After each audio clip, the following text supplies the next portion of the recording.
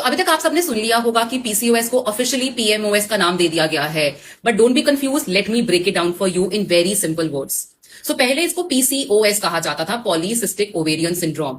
अब इसको न्यू जो नेम दिया गया है वो है पॉली एंडोक्राइन मेटाबॉलिक सिंड्रोम।